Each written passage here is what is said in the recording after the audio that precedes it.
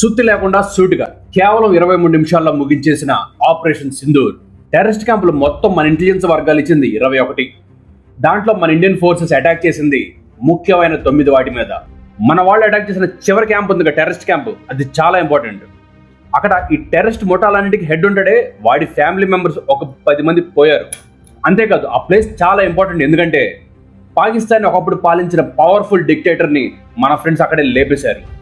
Okay, విషయంలోకి వెళ్తే మొత్తం మన వాళ్ళు 9 టెర్రరిస్ట్ క్యాంపుల మీద అటాక్ చేశారు. దాంట్లో 5 ఈ పాకి డాష్ గడ్ ఆక్యుపై చేసిన మన కాశ్మీర్ ఉందే దాంట్లో ఉన్నాయి. మిగతా 4 పాకిస్తాన్ మెయిన్ ల్యాండ్ లో ఉన్నాయి. ఫస్ట్ పాకిస్తాన్ ఆక్యుపై చేసిన కాశ్మీర్ లో ఉన్న టెర్రరిస్ట్ క్యాంపుల గురించి తెలుసుకుందాం. ఫస్ట్ది సవాయి నాలా క్యాంప్. ఇది ముజాఫరాబాద్ లో ఉంది. మన లైన్ ఆఫ్ కంట్రోల్ నుంచి 30 కిలోమీటర్ దూరంలో ఉంది. ఇది లష్కరే తైబా వాళ్ళ one of the training centre. పోయిన సంవత్సరం అక్టోబర్ 20వ తారీఖున సోన్మార్గ్ అనే ప్రాంతంలో 7 అమాయకులను టెర్రరిస్టులు పట్టున పెట్టుకున్నారు. తర్వాత అదే నెల 24వ తారీఖున గుల్మర్గ్లోను, మొన్న పెహల్గామ్లోను, వీటన్నిటిలో జరిగిన టెర్రరిస్ట్ అటాక్లకి ట్రైనింగ్ తీసుకుంది టెర్రరిస్టులు ఇక్కడే. సో మనం లేపేశాం. రెండోది సయ్యద్నా బిలాల్ క్యాంప్. ఇది కూడా ముజాఫరాబాద్లోనే ఉంది. ఇది పాకిస్తాన్ వాళ్ళ మెయిన్ టెర్రరిస్ట్ గ్రూప్ ఉందే జైషే మహమ్మద్ వాళ్ళ స్టేజింగ్ క్యాంప్. ఇది స్టేజింగ్ క్యాంప్ అంటే టెంపరీగా అప్పుడప్పుడు అవసరానికి వాడుకునేది. బేస్ క్యాంప్ అంటే పర్మనెంట్ అనమాట. సో ఇది స్టేజింగ్ క్యాంప్. ఇక టెర్రరిస్టుల కోసం తుపాకుల్ని, బాంబులు దాస్తారు ఒక వేర్ హౌస్ లాగా. దాంతోపాటు తాజ్జాములు తయారు చేస్తారు. అదే జంగిల్లో ఎలా సర్వైవ్ అవ్వాలని ట్రైనింగ్ ఇస్తారు. దాన్ని కూడా మనోళ్ళు. మూడోది గుల్పూర్ క్యాంప్. ఇది కూడా లైన్ ఆఫ్ కంట్రోల్ నుంచి 30 కిలోమీటర్ల దూరంలో ఉంది. లష్కరే తైబా వాళ్ళ one of the base camps. 2023 April 20వ తారీఖున రజౌరి అనే ప్రాంతంలో జరిగిన దాడికి, 2024 జూన్ 9వ తారీఖున పూంచ్లో జరిగిన దాడిని, కాశ్మీర్లో తీర్థయాత్రల కోసం భక్తులు బస్సుల్లో వెళ్తుంటే వాటి మీద దాడి చేసిన టెర్రరిస్టులకు కూడా ట్రైనింగ్ ఇచ్చింది ఇక్కడే. సో దాన్ని కూడా లేపేశాం. నాలుగోది బర్నాలా క్యాంప్. ఇది లైన్ ఆఫ్ కంట్రోల్ నుంచి 9 కిలోమీటర్ల దూరంలో ఉంది. ఇక్కడ టెర్రరిస్టులకి ఆయుధాలు సప్లై చేయడం, అడవిలో ఎలా సర్వైవ్ అవ్వాలని ట్రైనింగ్ ఇవ్వడం, అవి మాత్రమే కాకుండా హోమ్ మేడ్ బాంబ్స్ అంటే ఐఈడీస్ అంటారు కదా, వాటిని ఎలా తయారు చేయాలో ట్రైనింగ్ ఇస్తారు ఇక్కడ. దాన్ని కూడా లేపేశాం. పాకిస్తాన్లోకి వెళ్లే ముందు ఆక్యుపైడ్ కాశ్మీర్లో ఉన్న చివరి క్యాంప్ ఇది. అదే 5వది కొట్లీలో ఉన్న అబ్బాస్ క్యాంప్. ఇది కూడా లైన్ ఆఫ్ కంట్రోల్ నుంచి 30 కిలోమీటర్ల దూరంలో ఉంది. ఈ టెర్రరిస్ట్ క్యాంపు వాళ్ళకి చాలా స్పెషల్. ఇక్కడ లష్కరే తైబా వాళ్ళు ఫియాదీన్లు తయారు చేస్తారు. ఫియాదీన్ అంటే అరబిక్లో సూసైడ్ బాంబర్. ట్రైనింగ్ ఇచ్చిన ప్రతిసారి ఒకేసారి 15 మంది సూసైడ్ బాంబర్లకి ట్రైనింగ్ ఇస్తారంట ఈ క్యాంప్లో. సో దాన్ని కూడా లేపేసాం మనం. ఇప్పుడు పాకిస్తాన్లోకి ఎంటర్ అవుతాం. ఇది 6వ టెర్రరిస్ట్ క్యాంప్, సర్జాల్ క్యాంప్. ఈ సంవత్సరం మార్చి నెలలో జమ్మూ అండ్ కాశ్మీర్లో 4 పోలీసులు టెర్రరిస్టులు చంపేశారు. ఆ టెర్రరిస్టులు ఇక్కడే ట్రైనింగ్ తీసుకున్నారు. దాన్ని కూడా లేపేశాం మనం. 7వది మెహమూనా జోయా క్యాంప్. ఇది హిజ్బుల్ ముజాహిద్దీన్ వాళ్ళ పెద్ద టెర్రరిస్ట్ క్యాంప్. జమ్మూ కాశ్మీర్లో జరిగే 80% దాడులన్నిటికీ ఇక్కడే ప్లాన్లు వేసేది, స్కెచ్లు గీసేది. పాకిస్తాన్ బార్డర్కి దగ్గరలో మన ఎయిర్ ఫోర్స్ వాళ్ళ పఠాన్కోట్ ఎయిర్ బేస్ మీద దాడి చేసి 7 సోల్జర్స్ చావుకి దారి తీసిన కుట్రను పన్నింది ఈ మెహమూనా జోయా క్యాంప్లోనే. ప్లాన్ వేసింది, డైరెక్ట్ చేసింది మొత్తం ఇక్కడ నుంచే. సో దాన్ని కూడా లేపేశాం.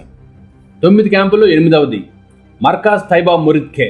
2008లో ముంబైలో టెర్రరిస్ట్ అటాకులు చేసి 166 మందిని అమాయకుల్ని చంపేశారు కదా, ఆ టెర్రరిస్టులు అందరూ ట్రైనింగ్ తీసుకుంది ఇక్కడే. మనందరం బాగా తిట్టుకునే జాకోగాళ్ళు, అజ్మల్ కసబ్, డేవిడ్ హెడ్లే, ఈ పందులందరూ కూడా ఈ టెర్రరిస్ట్ గ్రూప్లో వాళ్లే. సో దాన్ని కూడా లేపేశాం. ఇంకా చివరిది 9వది చాలా ఇంపార్టెంట్. అదే మర్కాజ్ సుబాన్ అల్లా. ఇది బవాల్పూర్లో ఉంది. లైన్ ఆఫ్ కంట్రోల్ నుంచి 100 కిలోమీటర్ల దూరంలో ఉంది. ఇది చాలా ఇంపార్టెంట్, ఎందుకంటే పాకిస్తాన్ వాళ్ళు పెంచి పోషిస్తున్న main terrorist group Jaish-e Mohammed వాళ్ళ హెడ్ క్వార్టర్స్ అది. పుల్వామాలో మన వాళ్ళు 40 సోల్జర్స్ బస్సులో వెళ్తుంటే సూసైడ్ బాంబ్ పెట్టుకుని చంపేశారు కదా, ఆ టెర్రరిస్ట్ పందులు పంపింది ఇక్కడ నుంచే. ఈ మర్కాజ్ సుబాన్ అల్లాలో సన్నాసులందరినీ చేరదీసి బ్రెయిన్ వాషింగ్ చేసి టెర్రరిస్టులుగా తయారు చేస్తూ ఉంటారు ఇక్కడ. వాళ్ళ టెర్రరిస్ట్ గ్రూప్లోకి రిక్రూట్ చేసుకుని అమాయకుల్ని ఎలా చంపాలని చెప్పి ట్రైనింగ్ ఇస్తారు. పాకిస్తాన్ నుండి తయారయ్యే ప్రతి టెర్రరిస్ట్కి ఇది ఒక టెర్రరిజం యూనివర్సిటీ లాగా అనమాట వాళ్ళకి. అది మాత్రమే కాదు, పాకిస్తాన్కి 6వ ప్రెసిడెంట్ అయిన తర్వాత రాజ్యాంగాన్ని రద్దు చేసి పవర్ఫుల్ డిక్టేటర్ అయిన జియావుల్ హక్ని మన రష్యన్ బ్రదర్స్ వాడి ప్లేన్ కూల్చేసి చంపేసింది కూడా ఇదే ప్లేస్.